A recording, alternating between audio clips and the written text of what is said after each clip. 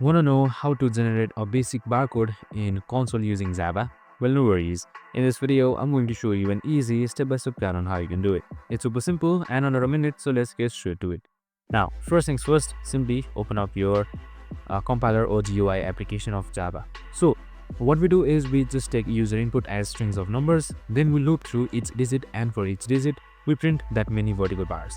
To represent the barcode visually, spaces are added between digits for readability.